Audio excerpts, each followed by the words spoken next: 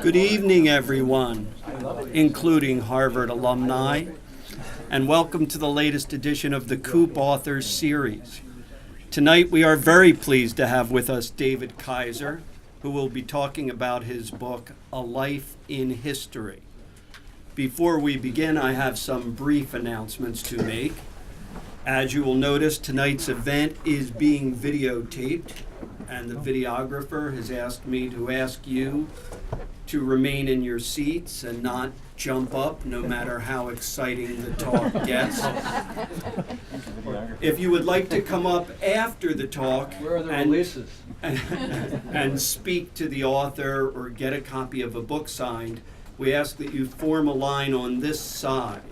No, you do not have to pay for the book in advance. You can pay for it downstairs on your way out of the store. We would appreciate it if you would take a moment to silence your cell phones and other electronic devices. Thank you.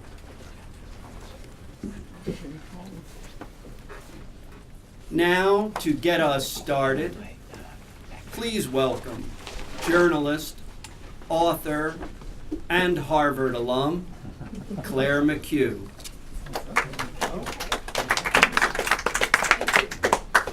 Hello, everybody. Wow, it's a big crowd.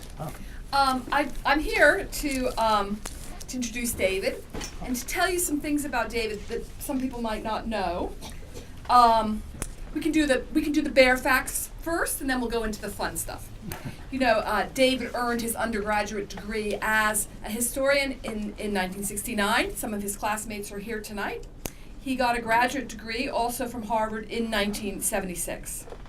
He taught history for 37 years at Harvard College, at Carnegie Mellon, at the Naval War College in Newport, and at Williams College.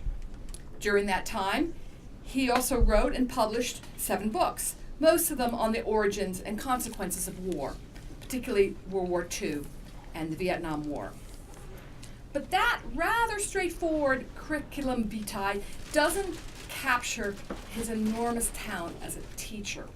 And as I was a lucky person, as a very young person, stumbling into his classroom in this long ago spring of 1980, when he was teaching a class on the diplomatic history of 19th century Europe. And I had the lifelong gift that David gave me of understanding why you even bother studying history. Such is David's talent as a lecturer that he brought alive these long dead folks. Otto von Bismarck, he strutted the aisles of Harvard Hall as David parsed out for us how he changed the world, for good and for ill. And David carried us along with his scholarship, but most of all his insights into the way people face challenges that they see, get backed into corners, or find opportunities that other people don't see, like Bismarck. And he required of us to put all our intellectual energy, like he did, into seeing these creeks through human history. And I really left his class knowing that I was a better thinker, a smarter person, but also appreciating that the deep study of any subject taught well really is the purpose of a great education, and that I was very privileged to get. 2 years ago, when I was working as executive at a large publishing company, now defunct, I saw an invoice coming across my desk for signature for David, for not a very large amount of money, but he had written a wonderful article for the Time Inc. website of our History Channel, and I saw his name there, and I saw his email, and I thought, I must reach out to him and tell him how he changed my life. And we started a correspondence that still goes on. Now I've dragged him into helping me with another project, and I feel privileged that he's back into my life. But I think this book does something, and I think he'll talk about it in his talk also, about what he gave to teaching, having been very well taught himself, what he tried to give to his students. So with that, I welcome David to the stage.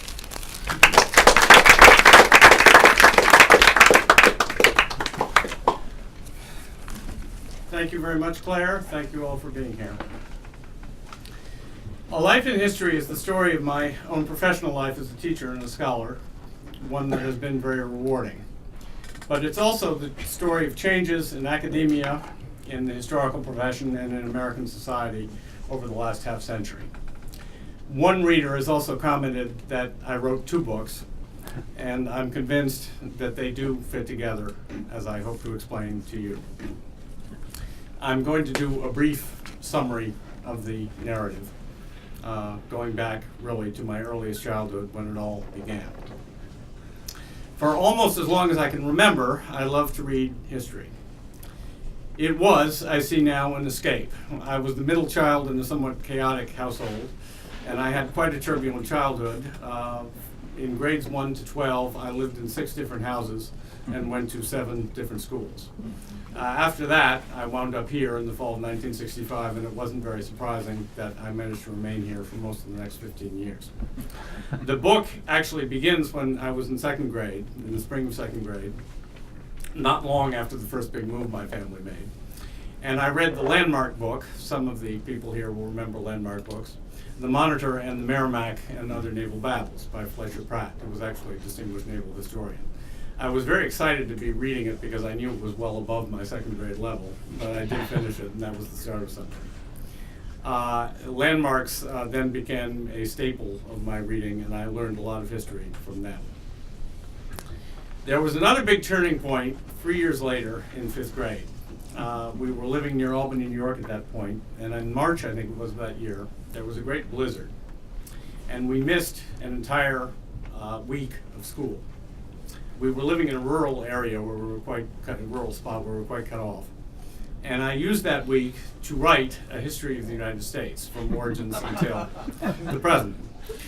The main sources for that history were Landmarks and also the World Book Encyclopedia, which did excellent presentations for kids, particularly with pages about different presidents. It was an interesting algorithm that I developed to write it, and actually, I suppose probably the most important thing was that I learned the first rule of any large project, how to research it and write it. The rule that was stated by Lewis Carroll in The Mouth of the King of Hearts and Alice in Wonderland. Begin at the beginning, the king said gravely, and go on until you get to the end, then stop. And I did that then, and I've been doing it ever since. I still have it, rereading it. The algorithm was kind of interesting. I focused on wars, the addition of new states, and presidential elections, and I gave the electoral count in every election, beginning and end dates of wars, etc. And it ended with 2 launches into space, Sputnik and then the Explorer launch, which had put us into the space race. Later that year, there was another big milestone in my development when I read my first large adult history work. This Hallowed Ground, Bruce Catton's History of the Civil War, which has just come out. And again, that was an exciting experience. By 1961, I was also reading, as I remember, some of Arthur Schlesinger's books about the New Deal era, and William L. Shirer's Rise and Fall of the Third Reich, although I think it was a little later that I actually finished that. Now, there was an important detour in my life, full of both pros and cons, from 1961 to 1963. My father had been a civil servant, which was another thing that got me involved in history since he was living it and talking about it a lot. And in 1961, he was appointed ambassador to Senegal by President Kennedy, and off we went. I wasn't very happy about that for a lot of reasons. I was already intellectually precocious and socially probably a little backward, and that move was bound to accelerate both of those trends, as indeed it did. I spent the next 2 years in the French Lycée in Dakar, Senegal. I had to learn both French and Spanish, and that was probably a big reason why, as an undergraduate and as a graduate student, I first wound up a European historian. I also met a good deal of historical figures. The best one was Edward R. Murrow, who came through Dakar, and I watched my father doing diplomacy firsthand. Last but not least, I was growing up in a great era of American political life. The federal government from 1933 to 1965 coped more or less effectively with the Depression, regulated financial markets very well, created a new, much more egalitarian society in the wake of the Second World War. my childhood was the era of a lot of school construction, usually a little later than it was really necessary, so I spent one term in double sessions and my brother spent more, of interstate highways and of the civil rights movement. And centrist political positions in both parties in those days now in many ways would rank as relatively extreme left. Meanwhile, it was the era of the Cold War, the space race, and it was genuinely an inspiring time to be an American. Now, as we look back, particularly at the early 60s, an earthquake was building. The fate of the Goldwater campaign in 1964 seemed to simply reinforce the impression of the liberal consensus that had built up, which had smashed Goldwater effectively. But in retrospect, it turns out that as Theodore White actually noted and predicted in the making of the President in 1964, Goldwater was the start of something very big. Then I discovered much later, researching and writing, that June 7th, 1965, my 18th birthday, and 2 days before I graduated from the Loomis School in Connecticut, on that very day, General Westmoreland had sent a cable to Washington asking for 44 battalions, which was the mark of the definitive escalation into a major war in Vietnam, which was obviously going to transform my life and much of the country as well. We'll come back to that. By then, I was on my way to Harvard. Now, I'm delighted that the audience includes a number of my classmates who I've been hanging out with in the last 2 days. We spent 4 years at Harvard in very turbulent times, and here as in the country, the late 60s saw the beginning of great changes. But meanwhile, and I dwell upon this at great length in the second chapter of the book, we got, I think, a great education. We arrived at the Harvard that had really been created by a previous president, James Bryan Conant. Because of tenure and other things, this is often the way things work in college. Your education as an undergraduate was often designed a couple of decades earlier. In our case, we were fortunate. Conant had designed the general education program under which every freshman had to take the equivalent of a year course or the equivalent in each of the humanities, social sciences, and national sciences. But Conant understood, apparently, but is no longer understood, that it isn't enough to put the course in the curriculum. You have to get the right person to take it. And Conant actually hired major scholars. David Reisman comes to mind, one of the great sociologists of his generation, to teach general education. He was not the only one. Sam Beer, a political scientist, taught social sciences too, which applied theories to things like the French Revolution and Nazi Germany. The Nobel laureate George Wald, one of the biologists who discovered DNA, taught Natural Sciences 5, and there were many more. These were intense courses on broad topics. They were also very demanding. So were many of the upper-level courses in the humanities. One that I always like to mention was taught by a visitor, actually, a comparative literature course taught by Edward Vasiulek from Chicago on Dostoevsky, Camus, and Faulkner. We read in that course 3 major Dostoevsky novels, 4 books by Camus, and 3 novels by Faulkner, as well as some shorter works. By contrast, I have a very bright son who attended George Washington University in the early 00s, took a Dostoevsky course, not Dostoevsky and 2 others, but Dostoevsky. And in the course of that course, he read 1 major novel. Now, all of this sounds very daunting, but there was a wonderful counterweight to all this in the Harvard of that era, which made it a lot easier, and which I can state very simply. You didn't have to get an A. Only about 25% of grades given were A's or A minuses. I have the exact figure in the book. You could take a course like that knowing and do, let's say, 80% of the reading and know you were probably going to come out with a B, and that was just fine. There were even people who took things like Wald's Nat Sci 5, or as I did, Humanities 6 as a freshman, very demanding course in new criticism, and came out with a C+, but still knew, boy, I sure got a lot out of that, and I'm going to be the same forever.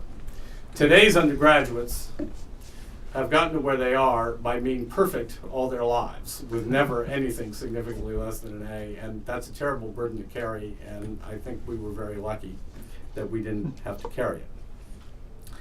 I majored in history. I wrote my senior thesis on George Orwell. I minored informally in economics and in various kinds of literature, and took some courses in the government department, which was another huge asset. Meanwhile, I met a number of the men who remain most of my closest friends, and quite a few of them are here this evening. And in another important development, Cambridge became my home. And I still so regard it, although now I live just a couple of miles down the road in Watertown. Now, when I graduated, like so many of my classmates, although I could see where the future was likely to lead me, I first had to deal in one way or another with my obligation to the U.S. Army. And that took me away from Cambridge for a while, and then eventually into the Army Reserves and 4 months of active duty in Fort Leonard Wood. But in the fall of 1970, after I had joined the reserves, but before I'd gone on active duty, I applied to various grad schools. That spring, I was accepted to 3, and I picked Harvard, which under the circumstances was a pretty easy decision. Meanwhile, my personal life was also going in some long-term directions, which I describe in the book, but I won't get into now. I finished active duty in August, and I started grad school in September. So I turn now to my graduate training. Again, in retrospect, this strikes me as a great era of the historical profession that I went into. The history I took, the modern history of Europe and the US, was focusing on the political development of and the relations among all the major world states, including the major European powers, the US, Japan, and China.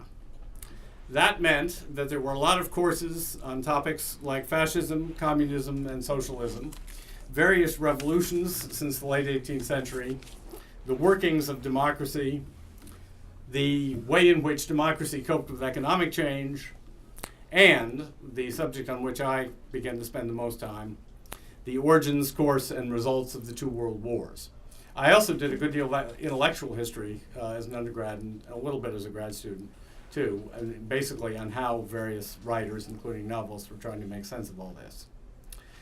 Now, those issues, the political ones, dominated not only the history but the government department in those days. And in fact, the government department was almost an alternative history department with a major scholar very well versed in the history of every major European and Asian country.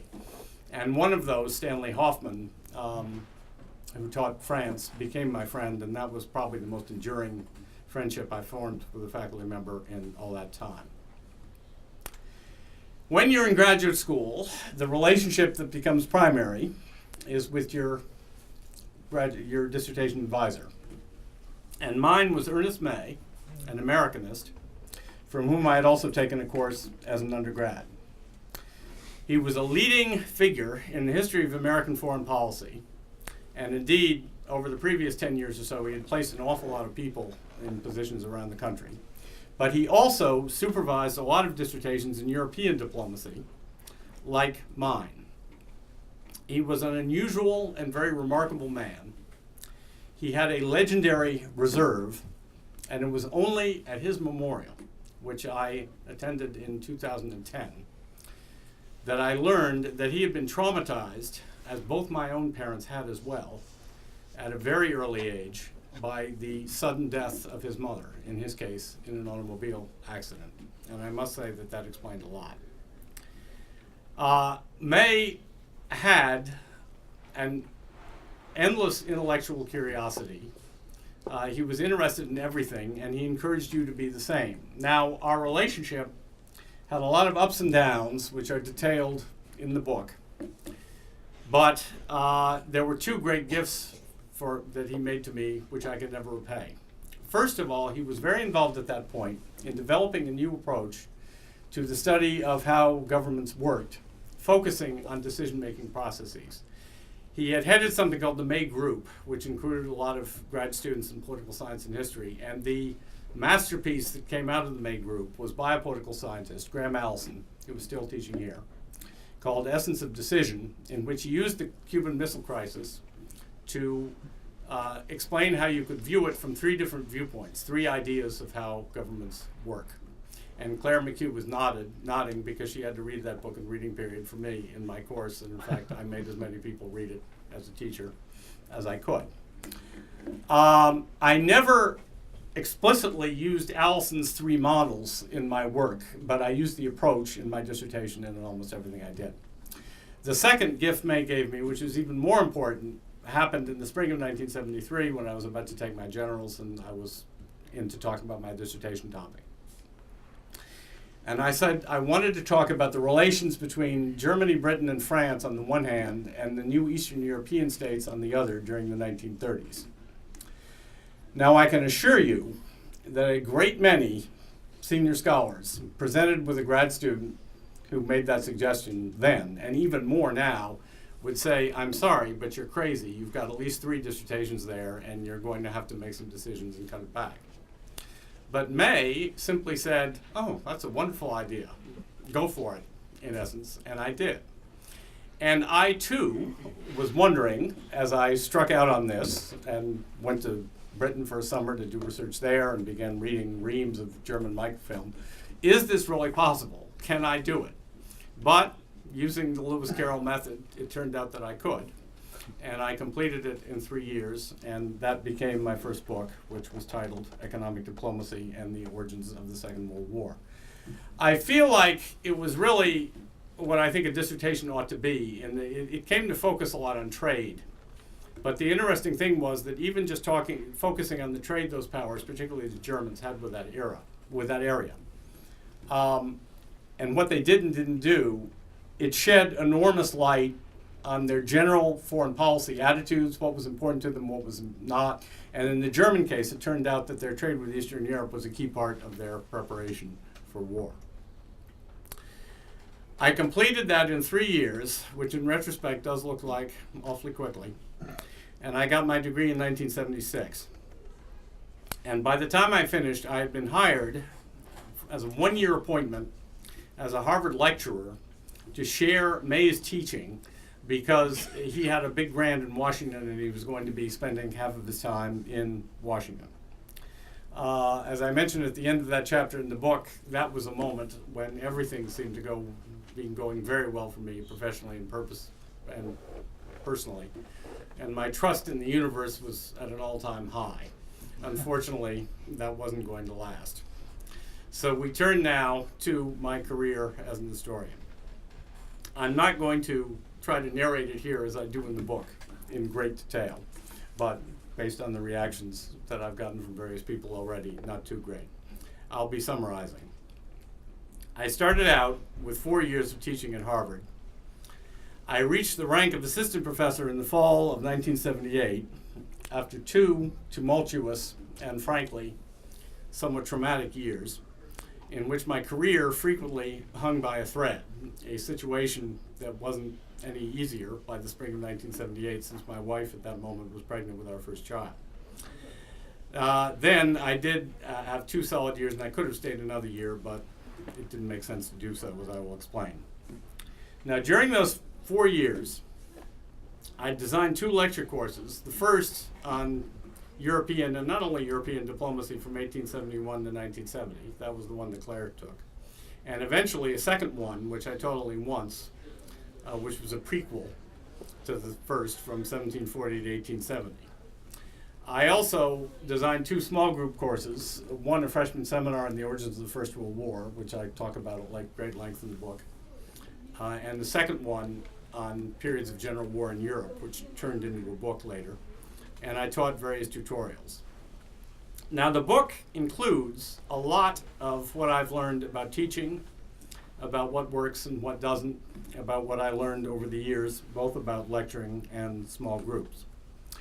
And those discussions are enhanced by reminiscences of approximately a dozen students, of whom Claire is one, from every stage of my career and every institution that I ever taught at. It's one of my proudest boasts that I've continued to be in touch with students from every stage of my career. And I was quite struck and surprised by a lot of the things they had to say. It was very gratifying. So that was on the teaching front. By the fall of 1979, economic diplomacy had been accepted by Princeton Press, and my lecture course in that spring, in its last iteration, had about 100 people in it. The best lecture courses I had taken as an undergraduate had inspired me, and I was out to do the same for others. An interesting point, I had begun working along with May, who had one terrible flaw as a lecturer. He could never come close to finishing what he was supposed to do that day. I'm sure many of you have had this experience in your profession, whatever it is, that you look at your boss and you say, well, I may screw up in some other way, but I'm not going to screw up the way he is. And that was one thing that I became very good at, was to finish what I planned to do.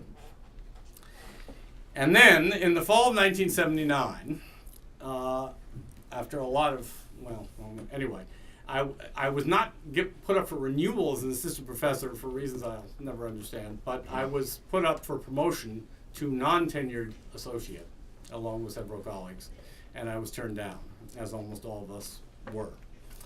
That was the way it was in those days in the Harvard department. Now that teaching at my alma mater remains the most intense experience of my life. I was still an undergraduate at heart. Even now, I often feel I'm still an undergraduate at heart.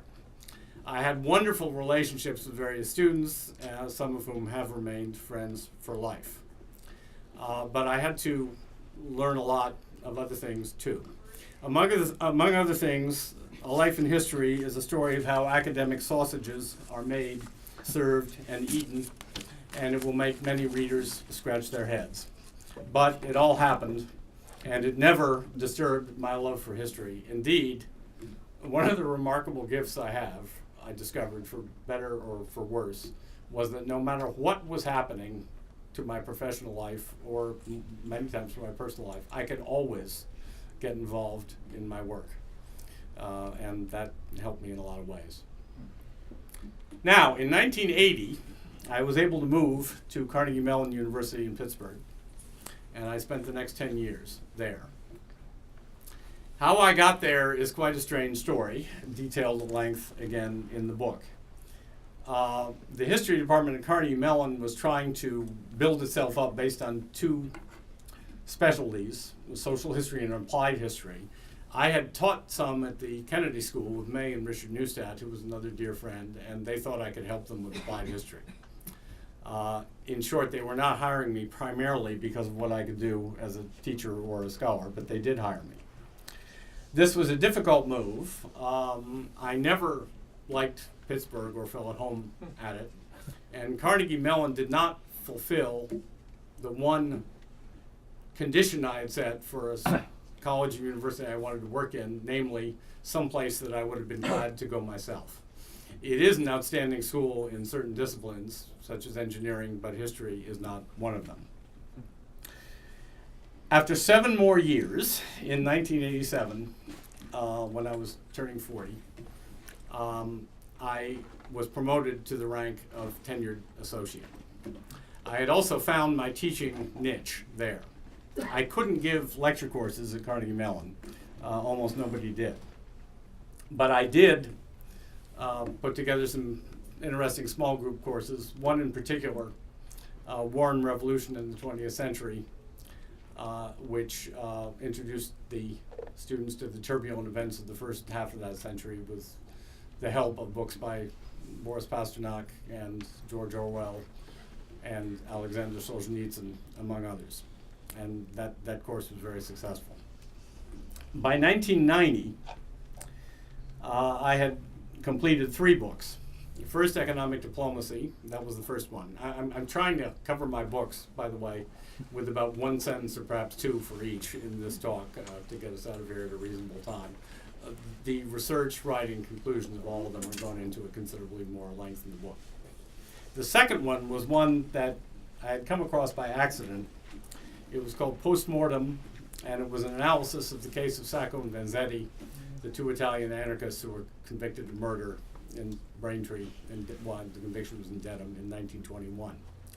That book I had inherited, literally, from a dear friend of mine who never even finished college, but he was a very successful rare book and art dealer named William Young, who I met through tennis in the mid-'70s. And he had been researching the case as an amateur, as many amateurs do with various cases, for decades. And he convinced me that he had made a really brilliant discovery about some of the evidence, which tended to show pretty clearly that they were innocent. Now, in 1979, in my last year at Harvard, he came down with terminal cancer. And the last time I got to see him, I told him that I would like to take his research and see if I could turn it into something, and he agreed to that. And I was able to do that, and that book, called Postmodern, came out in 1985.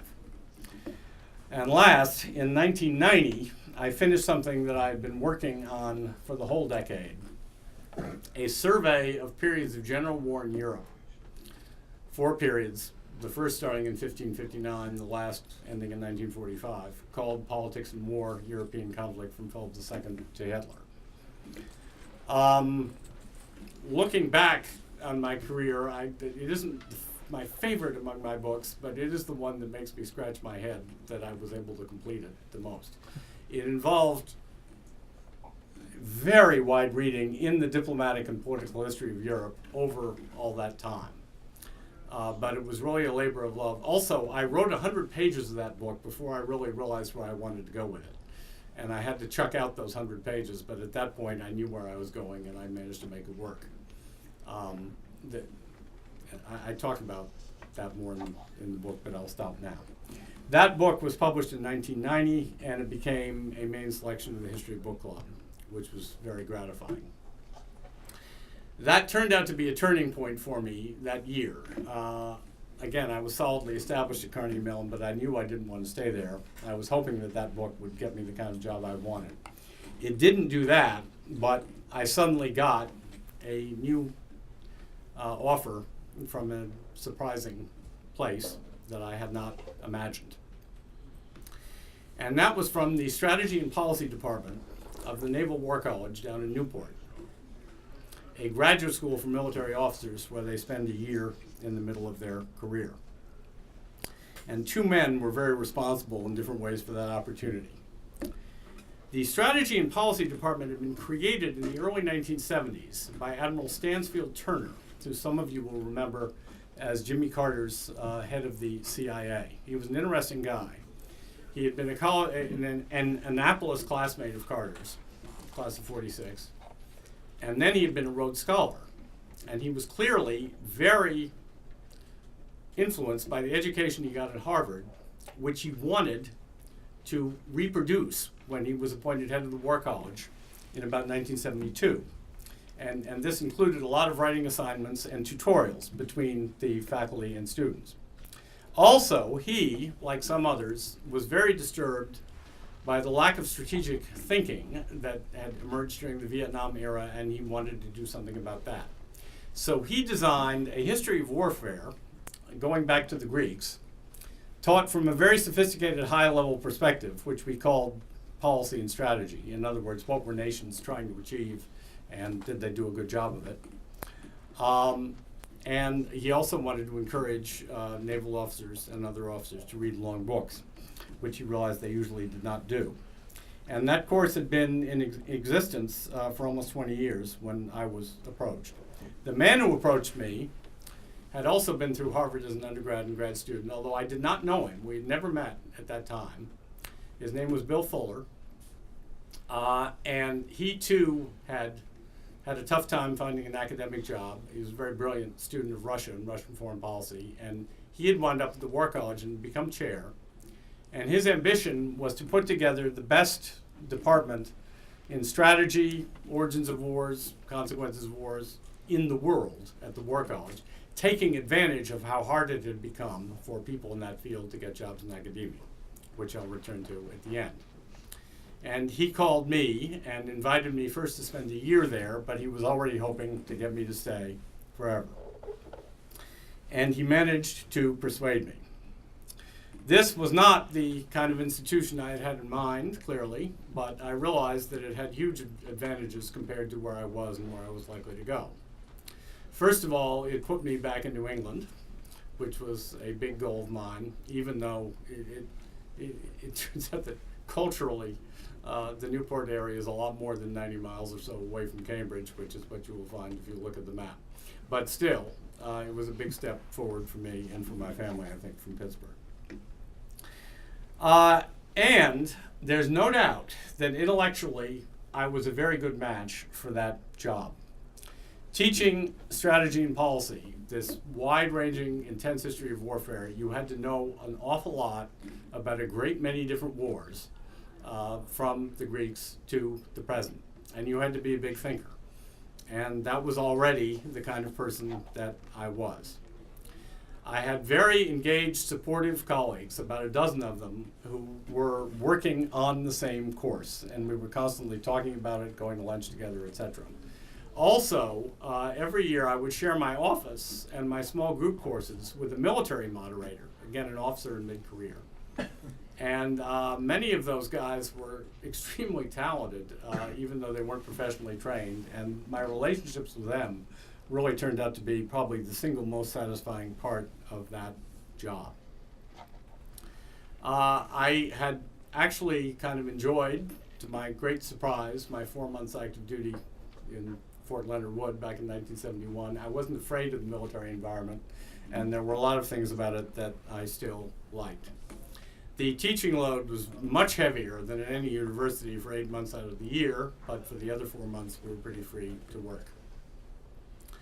So, during the 22 years that I eventually spent there, I wrote a lot more.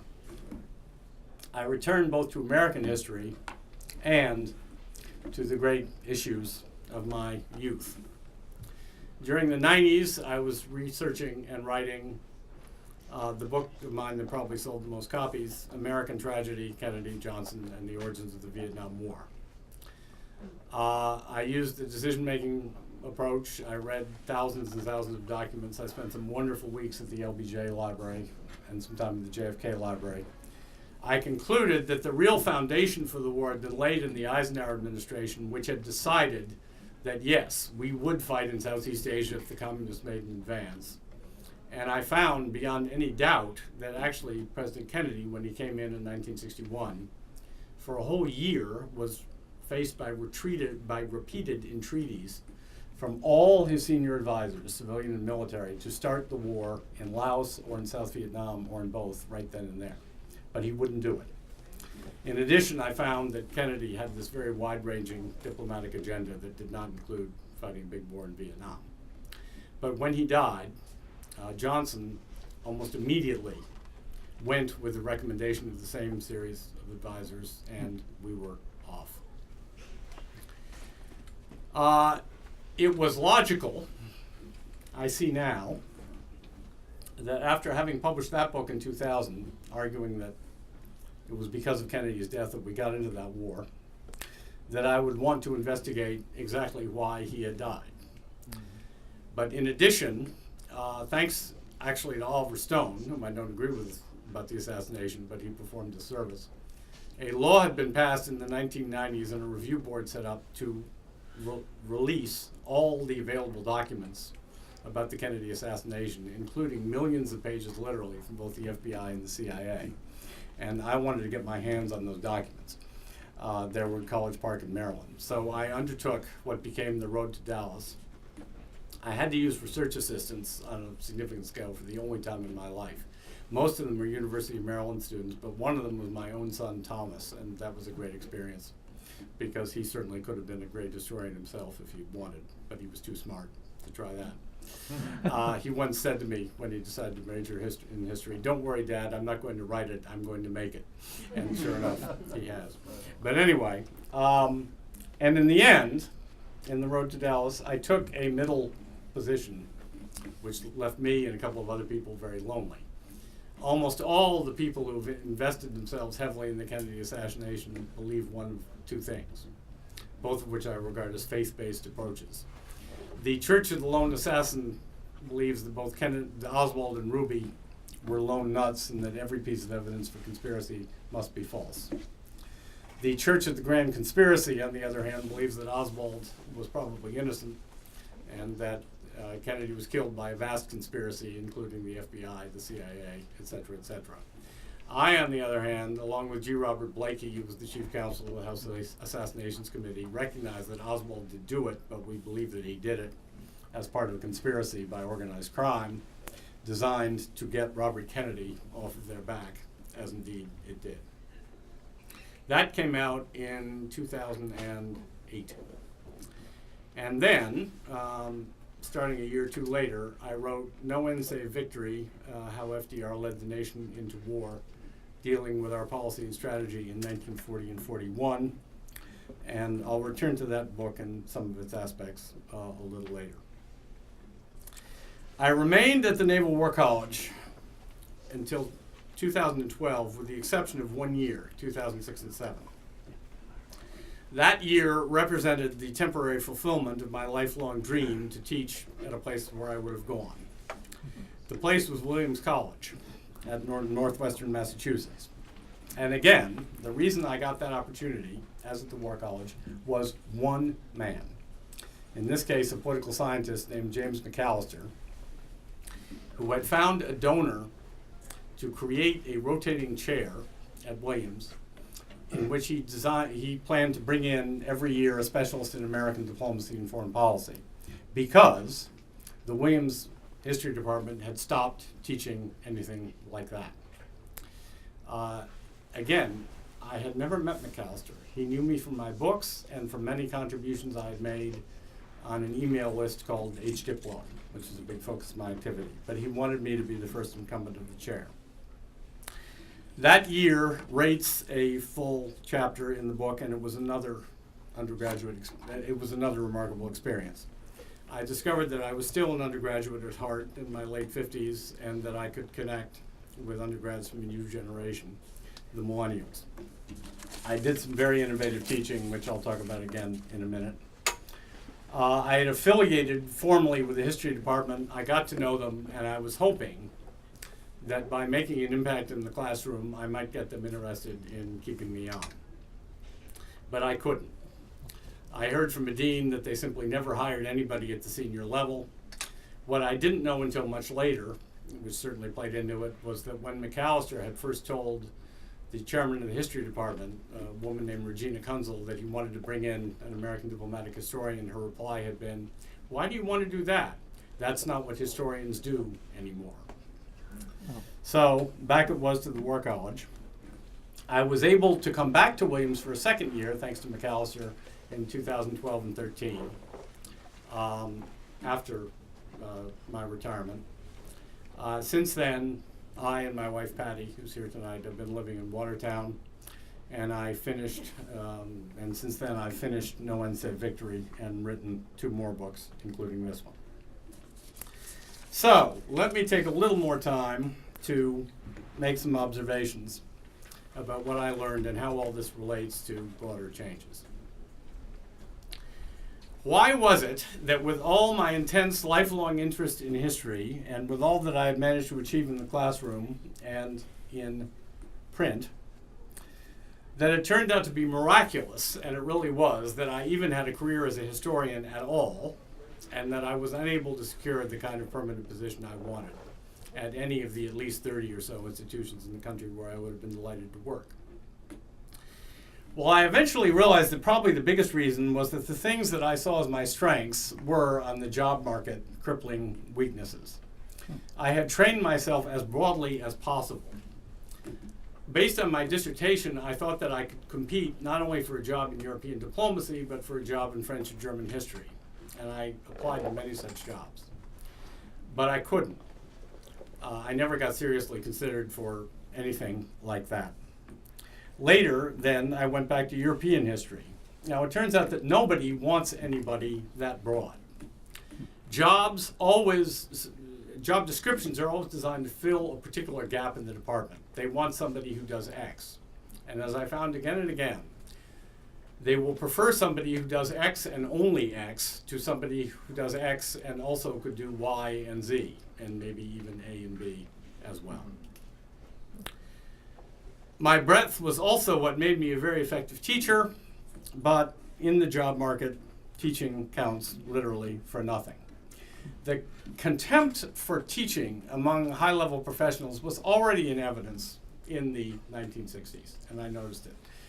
There were senior faculty who cared about it very deeply, but they generally kept their mouths shut about it and kept it to themselves. Now it's gotten much worse, and another terrible, terrible development in history and other disciplines is that the distinction between undergraduate and graduate teaching has been lost. One other memory I have from Harvard is that I was often quite shocked to find how narrow the research interests of a professor who was giving a great course turned out to be. Only a tiny part of the course they were taking. Now, people design courses around their very narrow research interests, and they don't care that that draws very few people. And thirdly, there was a huge shift within history. I felt I was working in a great historical tradition of political and diplomatic history, and I still do. Now, that kind of work is seen not only as hopelessly old-fashioned, but actually as oppressive, because it's about powerful white males. Now, my own books, like all the great books I enjoyed so much, are not glorifications of white males per se.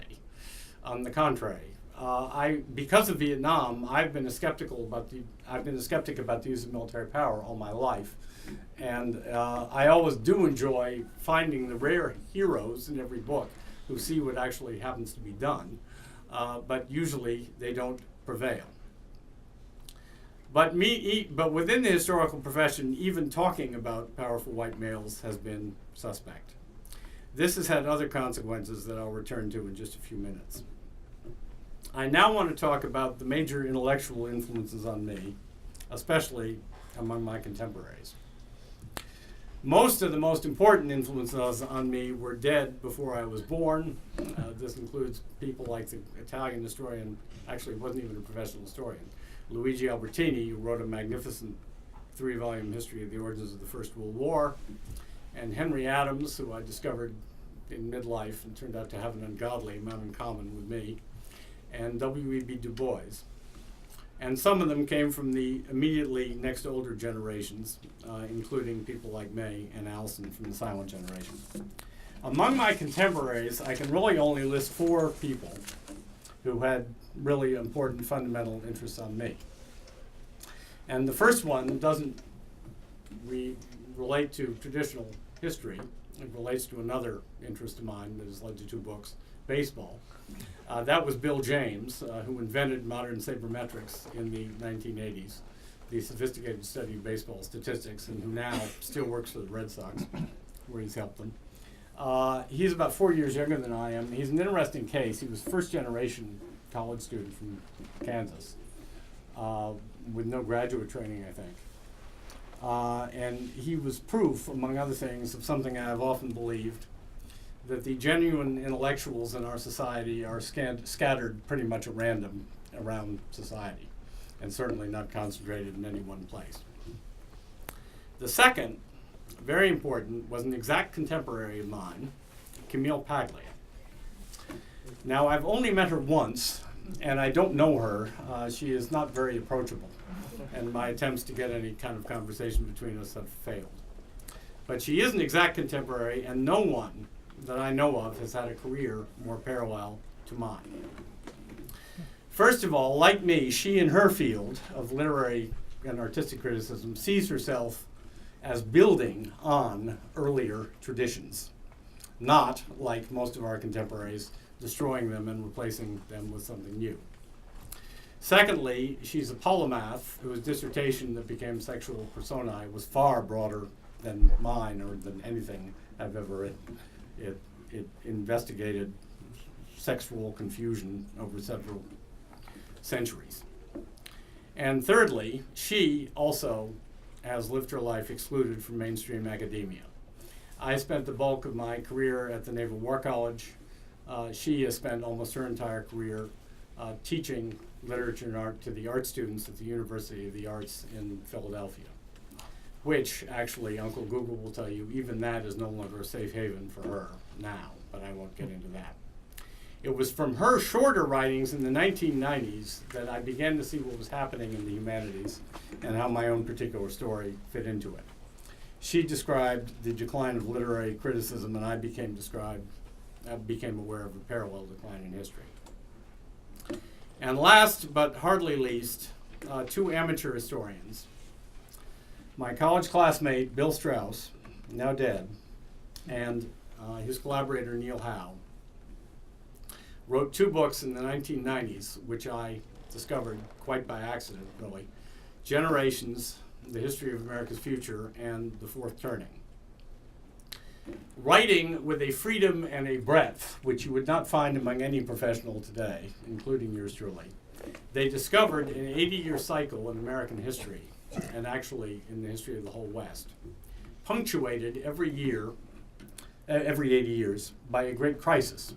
In the American case, these included the Revolution and Constitutional period, the Civil War, and then the Depression and the Second World War, every 80 years.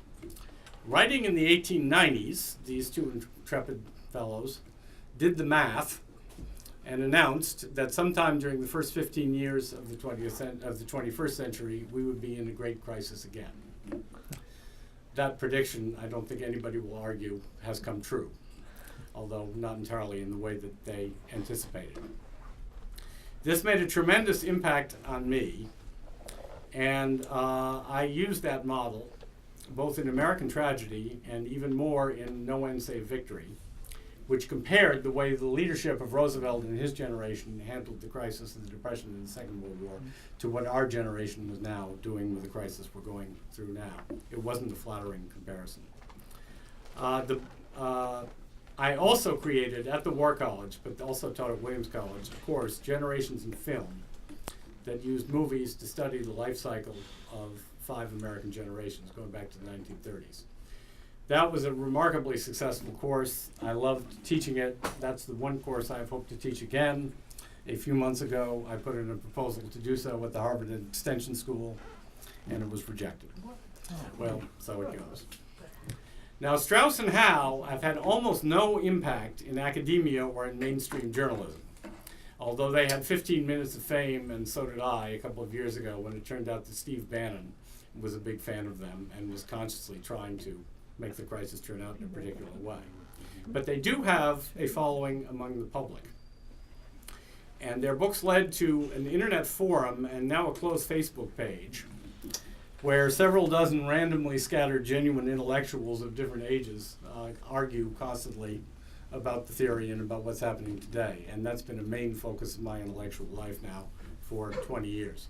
Their theories also inform History Unfolding, my blog, which comes out every week, in which I have been elaborating on many of these issues. And lastly, a few words about the crisis of history and the related crisis in the world.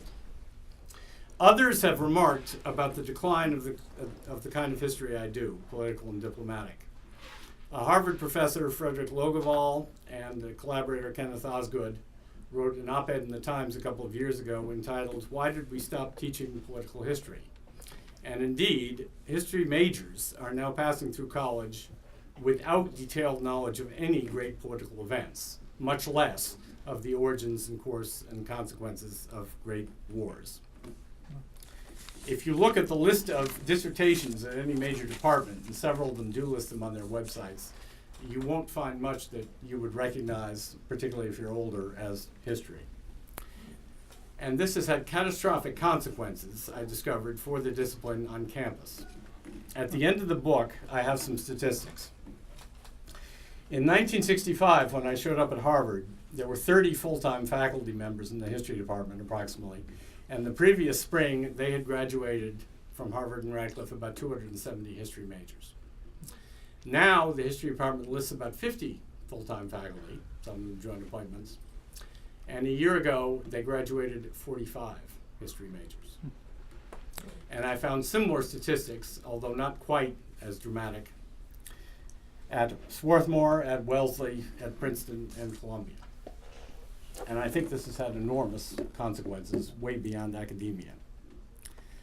Because of this, the educated population, particularly in the younger generation, has lost its sense of connection with the great events and the great men and women of the past. And they do not understand what is possible in American democracy. These gaps in our knowledge have also contributed, I think, to the collapse of our political system. Trump's election really did represent a collapse of our political system in that he was able to defeat all the established candidates from the two major parties.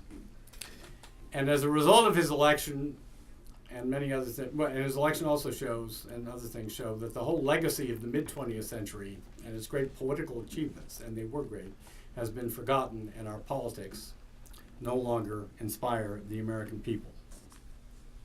The whole country, especially the younger generations, are now struggling with the impact of this crisis. Now, turning again to my own story, I do feel that I was lucky in many ways, and remain so. I was very fortunate to discover what I love to do at a very early age, and very fortunate to earn my living doing it. I still love research and writing, even though what follows after you've written the end on your manuscript also tends to become a nightmare, and even though publishing history isn't nearly as much fun as it used to be. I always loved the classroom, and the reminiscences of my students in the book show that I successfully shared that love with them. I expect many of my books to have a significantly long life. My personal life has also been a source of great satisfaction. Last, but hardly least, let me say something that I have always wished I had said, but didn't say. On a spring afternoon in 1980, when I delivered my last Harvard lecture to Claire McHugh, about 99 other undergraduates, and actually a good many people attending reunions who were encouraged to go hear my course. I was very lucky to spend most of 15 years, from 1965 to 1980, studying and then teaching in the only institution I ever knew of, where a class was supposed to be something to cheer about. Thank you.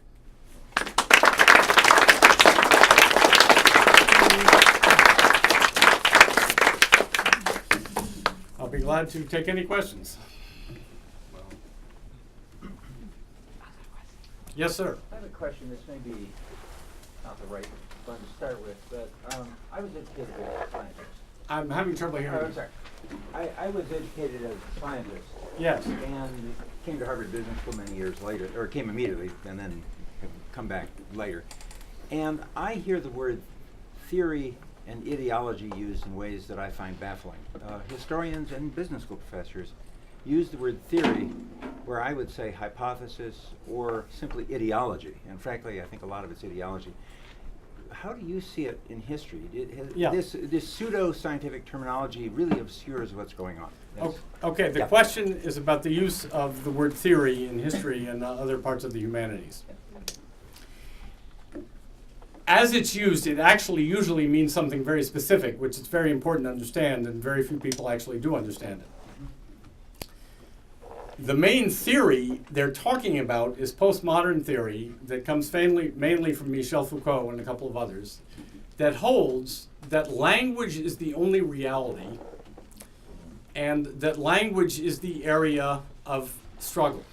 And by language, they don't just mean language, but any representation of reality.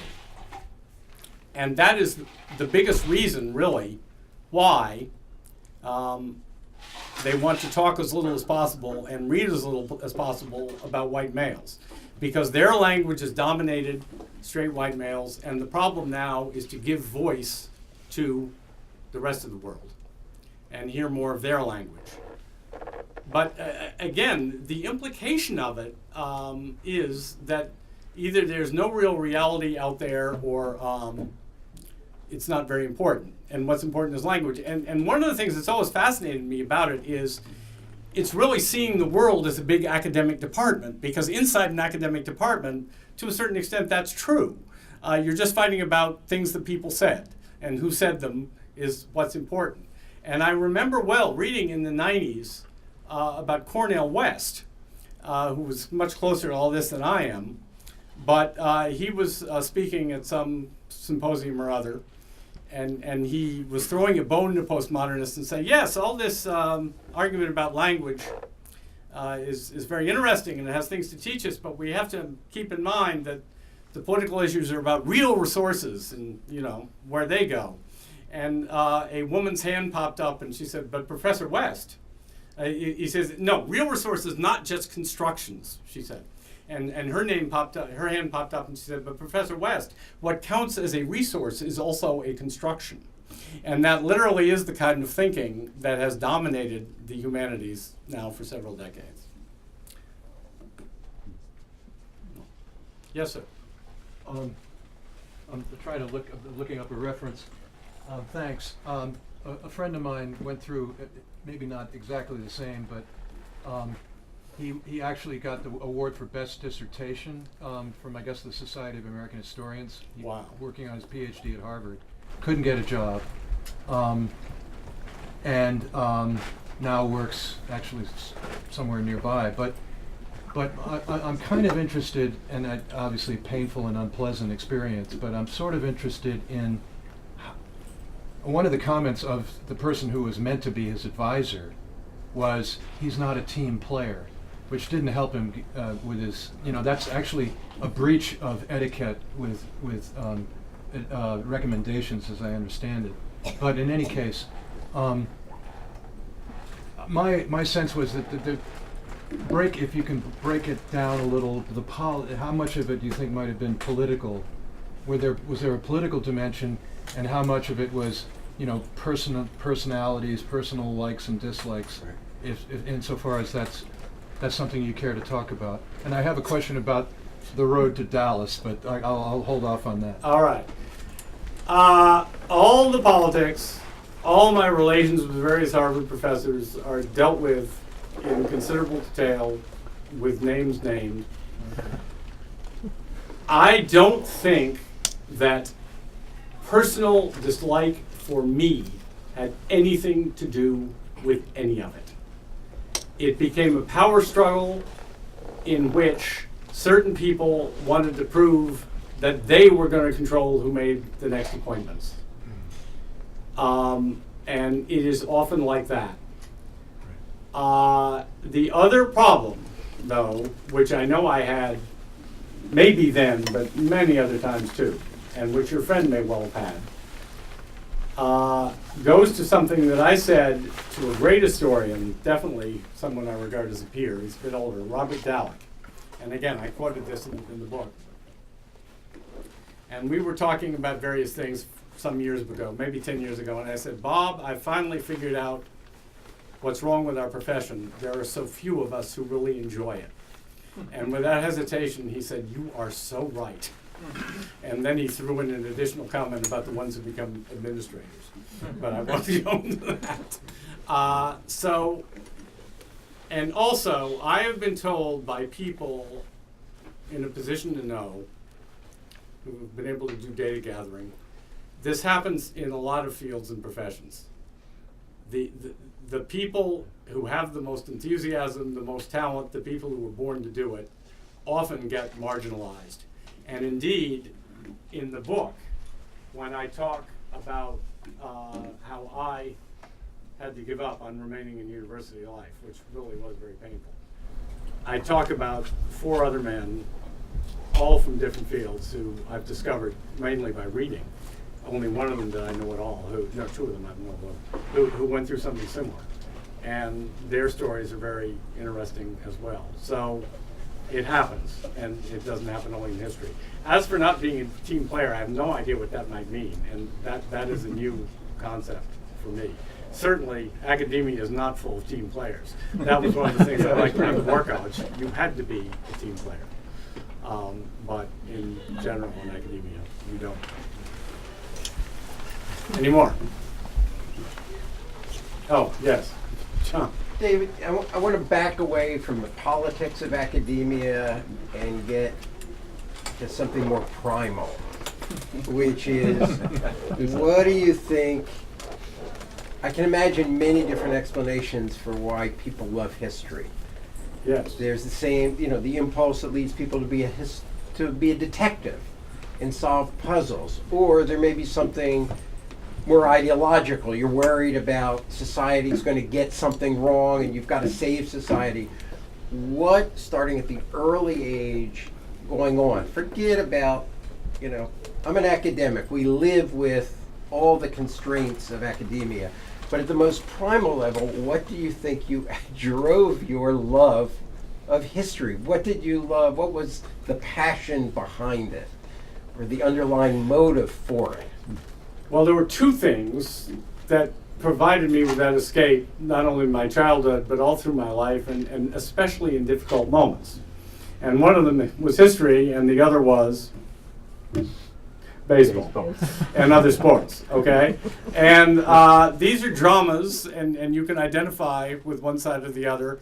But I think I was very intensely aware of both of them as great continuing dramas, in which these really important things are happening.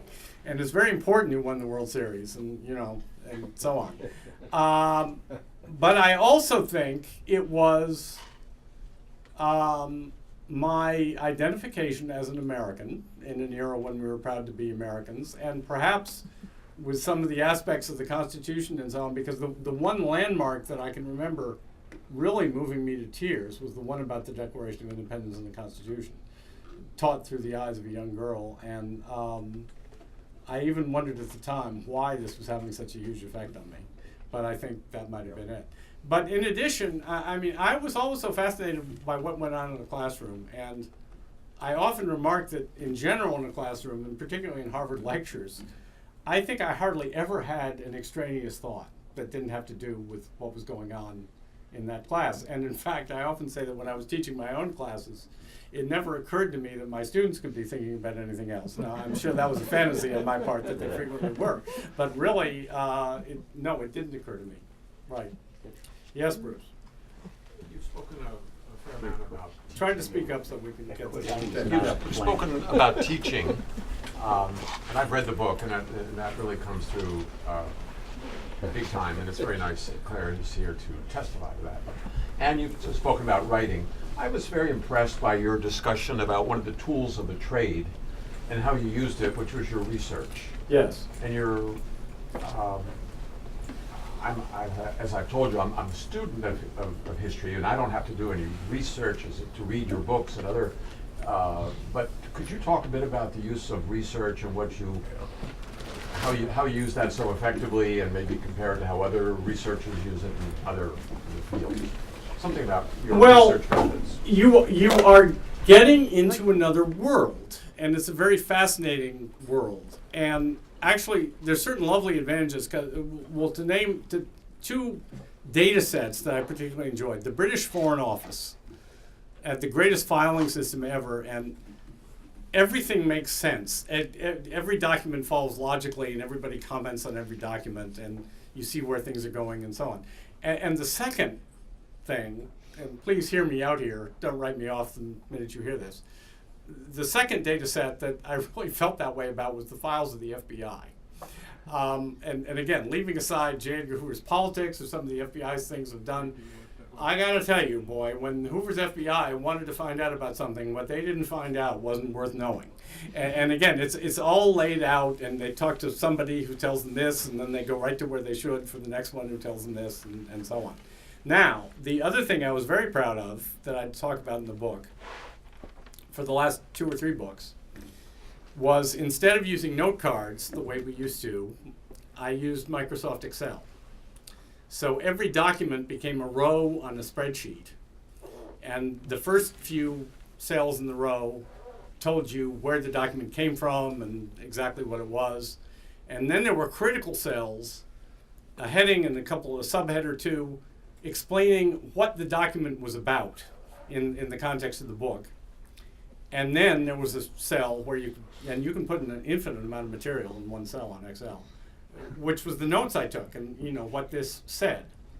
And the fantastic thing and there was also, of course, a cell for dates. And the fantastic thing about this was that when you were done, after months or years, you could sort based on your subheads and based on the dates, and everything about a particular part of your book was lined up right in order for you. And again, I asked several people in departments, I'd really like to give a presentation about this, and nobody was ever interested. Yeah. David, George. I just wanted to say that I'm not in the least surprised that Camille Paglia is one of your chief influences. I think your personalities are remarkably similar. Oh boy, okay. Thank you. Do you know her at all? No. Okay. Yeah. Yes, sir. Well, he can go. Yeah. Okay, Stan. You go ahead. Stan, yeah. Oh. Limiting yourself professionally now, put personal aside. Yes. Knowing now, if you knew it then, what would you do differently?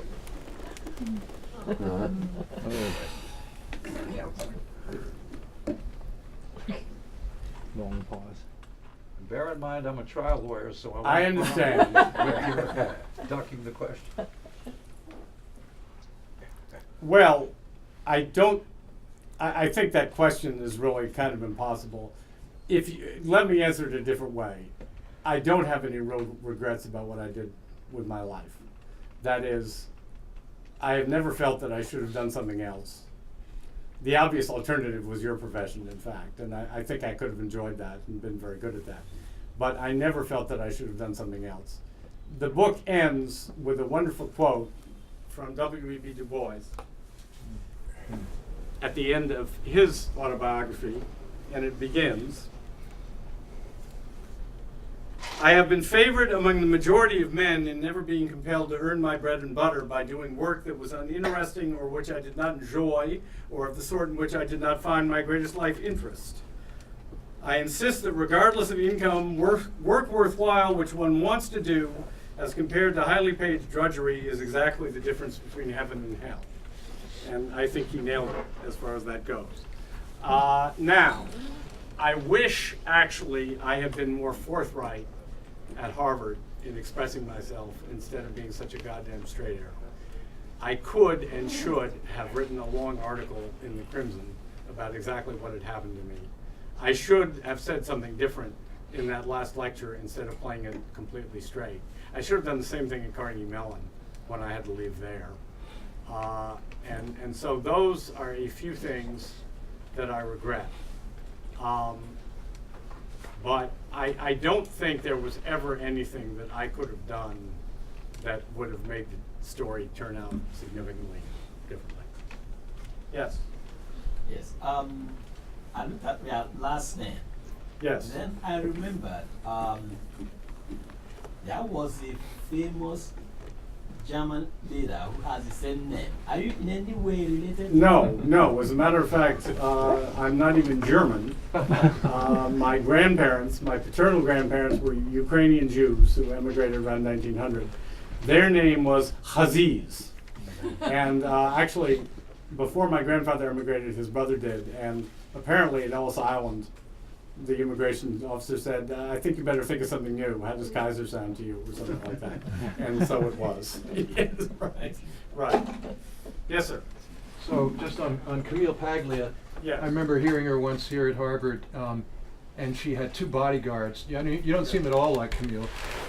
She had two bodyguards who she introduced to the audience as her centurions. But I mean, interesting. On the road to Dallas and the Kennedy assassination, Yes. first of all, the documents weren't fully released, were they? And could you say something about that and what you think might be, what you'd be interested in seeing in what has not yet been released? No, there have been further releases, and just about everything is out. Oh, okay. You see, I the wasn't- Church of the Grand Conspiracy, in particular, its acolytes stay alive on the idea that eventually something will be released that will prove they're right, and nothing ever is. So they feel the cover-up must be continuing, Okay. and they'll feel that until they die.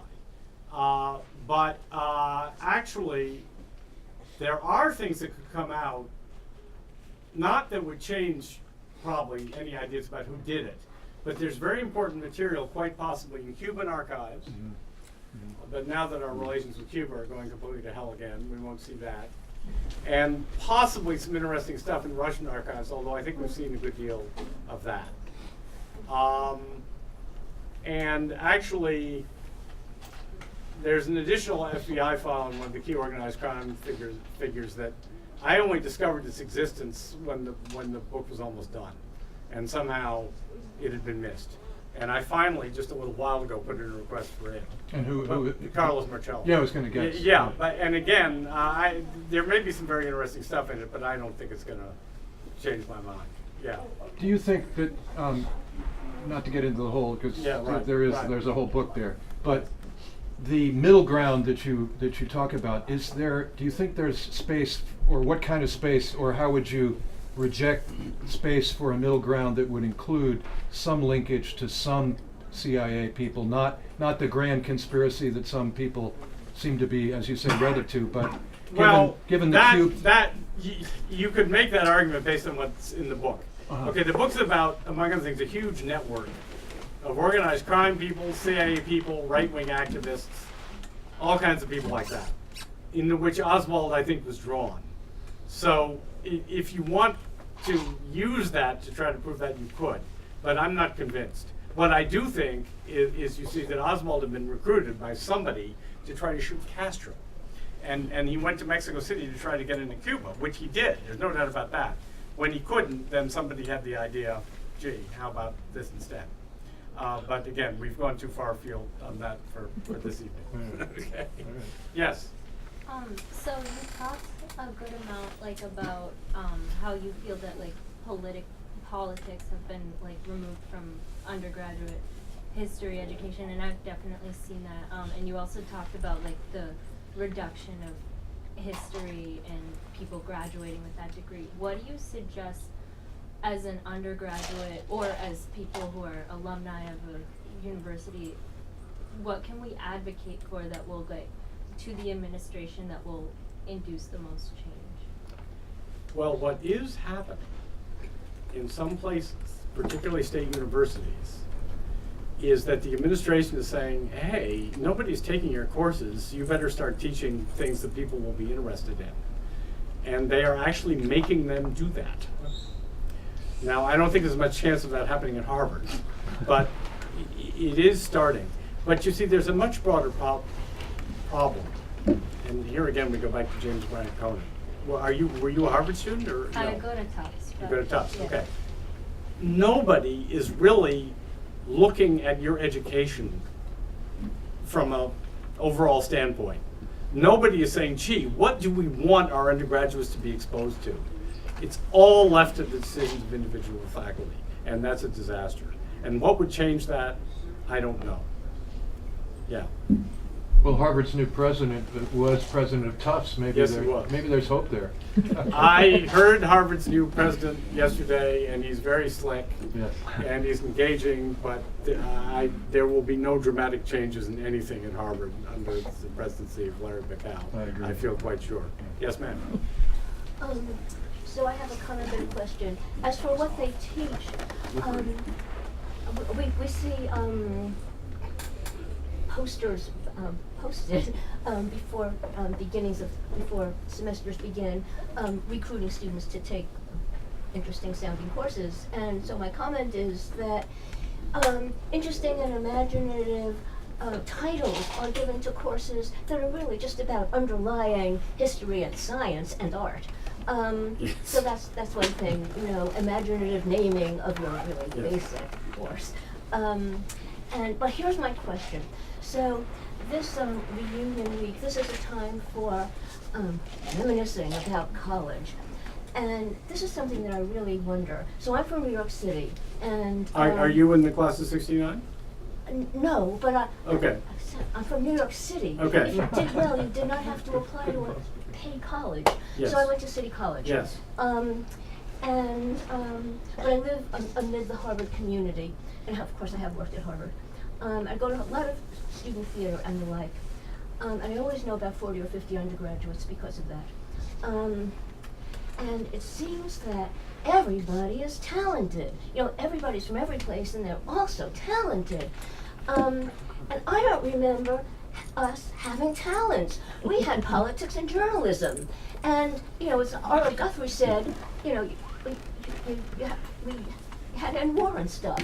And so my question is, remembering when you were there, remembering your times, did people have talents, or did they have to have talents? Did they all have talents back then? Or were you all socially engaged instead of having talents? And I know that there were, the hasty pudding types. They were always there, but were they simply peripheral, or did you all have talents then also? Well, a lot of people had talents. One of my great regrets about my college experience was that I gave up playing the piano, basically, when I was in college. I started again in grad school and I've been playing a lot ever since, but that was a mistake and I don't quite know why I made it. All I can say is, and again, I was a parent for a while, now my kids are in late 30s or 40s, so I You're was still a parenting parent, business. too. Wait. Yeah. Thank you. I No do idea. think that the average student who's applying to a top college now has probably spent more time on extracurriculars than the average student in the 60s. I mean, we spent some time on them, but again, I mean, we weren't busy every minute of every day the way so many kids are now, being taken to this lesson or that lesson or whatever. Yeah. Well, they're trying to get Yes, into sir. Harvard. I don't know, you answer this any way you want, but one of the things that... That's what I usually do. One of the things that bemuses me a bit is the idea of history in a present where our current agendas are so overpowering that we really don't care what happened in the past. We want to think about it the way that is convenient for us now, that fits objectives now, that we recharacterize what happened. So do you have any thoughts about that? Well, yeah, because that, for me, was the great gift of Strauss and Howe, okay? Because we all grow up in one way or another with the idea of history as continuous progress. And they said, no, the way it works is there's a crisis, it creates a new order, and that new order lasts for 40 to 60 years. But when the people who lived through its creation are dead, there's no more commitment to it, and there's a crisis and something completely new is created. And you see, that's why we're in the mess we're in now. As long as you had people in power in Washington who actually at least had some memory of the Second World War and what that meant and of the New Deal, then that's being kept alive. And it is really amazing that Bernie Sanders is so popular, and I think a big reason is he is a link to the past in that sense. I mean, granted, he was 4 when the Second World War ended, but still, he is of an earlier time. But you see, as I said earlier, here, as part of the reunion, because of Vietnam and everything else, the elite of our generation lost all respect for the achievements of our parents' generation, and also tended to take them completely for granted. And that's why, 50 years later, those achievements are gone. And we're sort of looking around wondering, gee, where did they go? But didn't we find them? Yeah. Didn't we find them? Some of us in figures, people like George McGovern. Oh, sure. I mean, so I think Yeah. maybe there is something significant. There is a connection to something, except they got beaten down and erased or defeated. Well, had or it not been for Vietnam, people Yeah. like George McGovern might have continued to be elected for some time. Oh. But that was I mean, so many liberals were beaten because of their association with Vietnam and the peace movement. And he was eventually. Yeah. Mm. By the way, one of the things I was very proud of was at Williams, the first year McAllister, he had a lot of money in that grant, and he said, why don't we think of somebody to bring in? And I brought in McGovern, and that was really great. Mm. Yeah. Yes? Looking back over time, right now there's a lot of prevaricating going on. Would you say that if you really look back over time, is that more normal than people might believe? Like, I know that, like, for example, Ben Franklin would continuously publish that his competitor was dead when he wasn't, or things like that. It is very common in every great crisis period, because those are the periods in which reality is really up for grabs. No two presidents were described in more hideous terms every day of their administration than Lincoln and FDR. There's a whole book about this, All But the People, about FDR, and it's just amazing. So in that sense, no, it's not new. Of course, we have cyberspace, which may make it a little worse, but not that much worse. And even, Hamilton and Jefferson were going at it, Hamilton wants a monarchy, Jefferson wants to slit all our throats like the French revolutionaries. I mean, that stuff was flying all over the place. And I'm finding it, I'm researching now Gilded Age politics, partly because I thought they would be so much like today's. And it is looking that way. And all the Republicans could say in every election after the war was, if the Democrats are going to come in, they're going to restore slavery, repudiate the federal debt, pay off the Confederate debt, blah, blah, blah. Ad infinitum. Yeah. So this is just more of the same? Yes, but it's periodic, okay? It's periodic. That's right. Yeah. But isn't it different to have lies spoken about Lincoln and FDR than having the figure that they're aimed at being the one speaking the lies? The figure they're aimed, So- you mean the president? Yes. Has any president ever been so? No, I don't think so. No. Right. Mm-hmm. Yes. Do you have any thoughts about the teaching of history in high school and middle school? I don't know that much about it. And in fact, I was thinking about this. I remember while I was teaching at Harvard, Francis Fitzgerald, who's a very good reporter, wrote a book called America Revised about what was in American history textbooks. And pretty much the whole book was printed in 3 issues of the New Yorker, as I recall. And I recently got that book out of the library and reread it. And it was interesting, although it wasn't as good as I remembered. And I thought it would be fascinating to write that book again now. So the short answer to your question is I'm too ignorant to give an informed opinion. I really don't know. My kids actually were very lucky in their public high school in Rhode Island. They got a 2-year AP American history sequence taught by a very traditional guy who I think was exactly my age. And he was long gone now. But I really, a lot of it is clearly PC, and in fact, she saw that already starting in many ways, particularly in illustrations in the 70s. But I don't know enough to give you an informed opinion. From my kids' experience, the schools really shortchanged European history. Oh yes, oh definitely. Incredibly. Right. And they spent most of their middle school years repeatedly learning about the American Indians. Yes. And right. Thanksgiving. Yes, right. Which isn't a bad thing. No, but exclusively. Yeah. No, they should know about that Yeah. exclusively.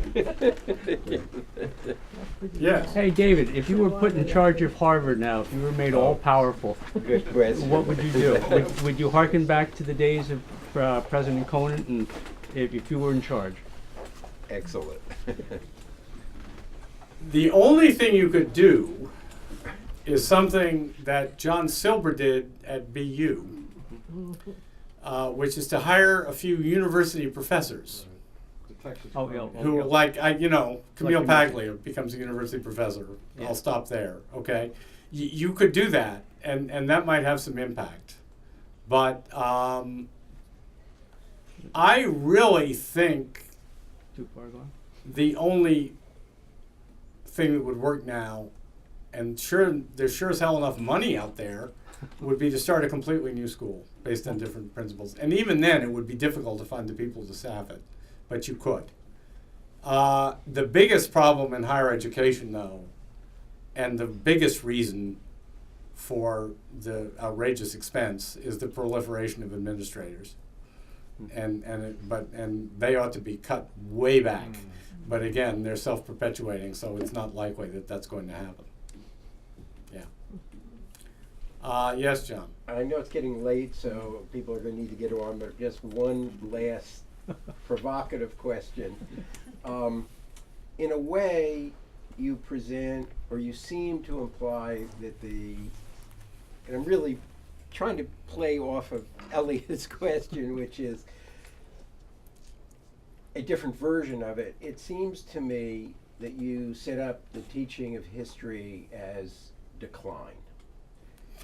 And as I look at it, and you know I agree with you on a number of aspects of the unhappy consequences, but when I look at African American history, women's history, there is an awful lot of brilliant works that embody the spirit of the people you would hold up in terms of rigor, evidence, not theory driven, but getting to evidence that nobody looked at. So I don't think, so to go back to Elliot's question, would you want to get rid of all of that, or do you want a better balance of it? Are you seeing too much decline and not a messier kind of directionality to it? No, my concern is about what is not there in the curriculum at all, more than what is there. And if more interesting, broader things were put in, I'm sure students would flock to them again. Yeah. Good. Right. Yes, George. David, which administrators would you start with? I don't know enough about it to say. I think that I don't think I'm going to touch that with a 10-foot pole. What I would do, when I was thinking about doing, and actually, it turns out I had some correspondence with the Harvard archive. I could get, apparently, in the archives, a total breakdown of who worked for Harvard and how much money they made. I mean, not in terms of individuals, but the jobs and how much money they made in 1965. Right. And compare it to what it is now, although the information now would probably be somewhat more general. But I think you could get enough to make a meaningful comparison, and I think it would be really shocking, both in terms of numbers of administrators and number of faculty. Right. Yeah. Harvard though is quite different, isn't it? In somebody said, was it at one of the panels yesterday or somewhere, University of Michigan was like 50% or more publicly funded and is now essentially privatized, and that was one of the reasons why college debt is what it is. That's right. So, but Harvard, the one thing that Larry Summers did that some people feel he did that they feel was good was trying to make it possible for working class kids to be able to afford to go to Harvard. So maybe Harvard is in some ways, even though you're right about the administrators, that there's still this opportunity for anybody who, quote, is good enough to get in to be able Harvard does make it possible for lower income people to come, yes. However, that was President Howe who talked about that, because he's from Pontiac, Michigan. And he was appalled that the bright young kids of Pontiac, Michigan can't go to the University of Michigan almost for free now, okay?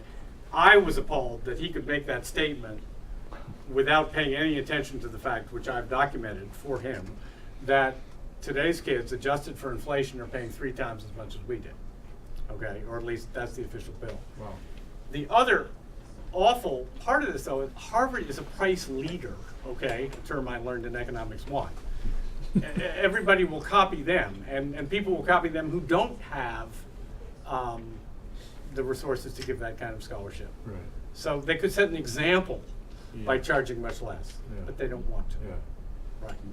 Yeah. And again, I mean, a lot of my old friends are here, and looking at the people here, they came from very different economic circumstances, but I think they all had one thing in common: none of them graduated with significant debt.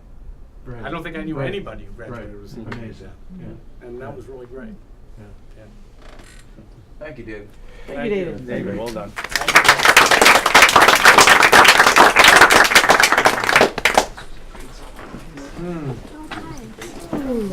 And I'll be delighted to sign. I'm sorry, I stood up at the wrong time.